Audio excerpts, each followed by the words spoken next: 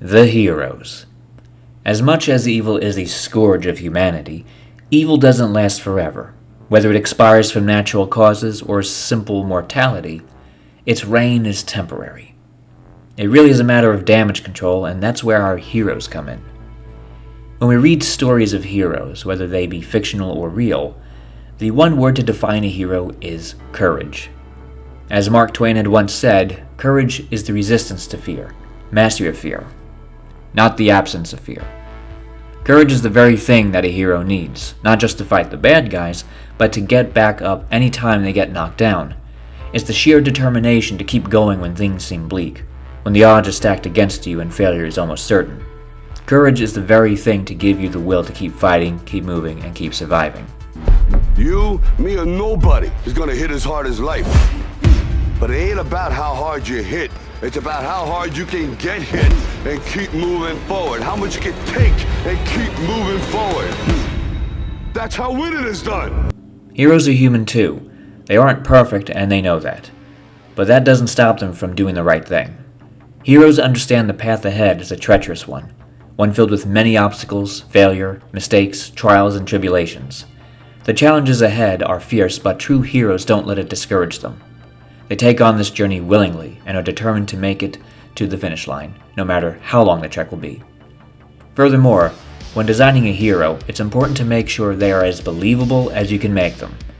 Simply making them vulnerable and human will allow your readers or audience to connect with this character better. You might also want to consider some internal struggle your protagonist might be dealing with.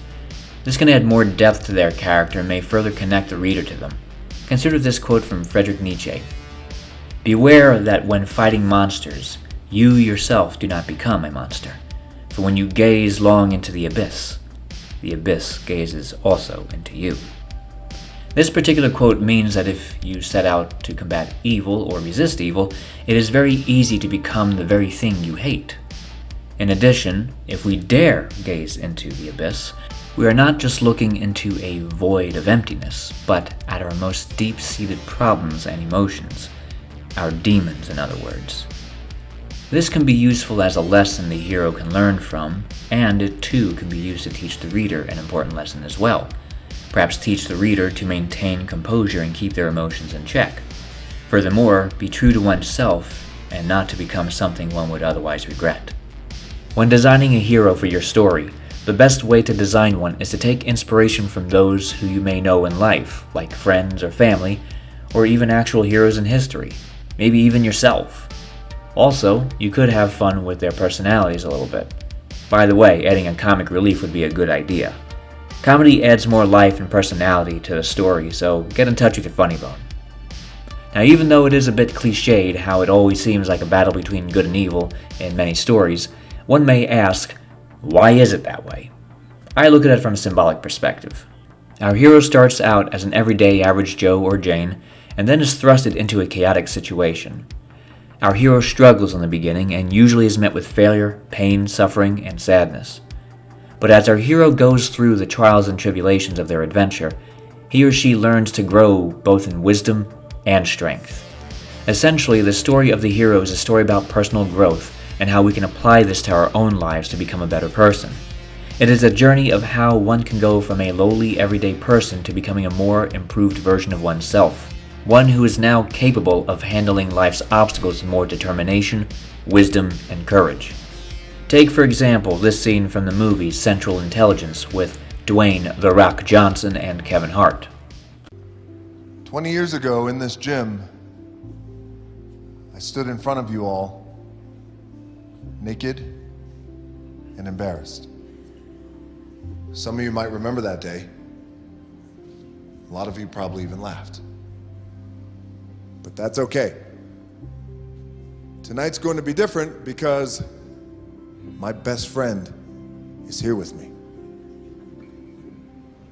And he taught me what it means to be the hero of your own story. Would you hold this for me, please? Being the hero of your own story isn't about stopping bad guys or climbing mountains. It's about overcoming bullies in your life, whatever or whomever they may be. It's about putting it all out there for everyone to see. And it's realizing that in life, the most important thing that you can be is yourself. As an author, I want to leave my readers feeling good about themselves and to feel confident in taking on life's challenges. I want everyone to know that there is hope, and all it takes is finding the strength and courage within yourself to do great things. As Mark Twain had once said, the two most important days in your life is the day you were born and the day you find out why. I believe everyone's purpose is to be a good person and try to make the world a little bit better than before. Simply by sharing our stories can offer guidance as well as comfort to those who may be dealing with some difficulties in their own life. As I always say, people are like books. Each one has their own story. Instead of judging a book by its cover, perhaps one should open the book and see what story it has to tell. Who knows? Perhaps you'll make a new friend, and maybe you might learn something new.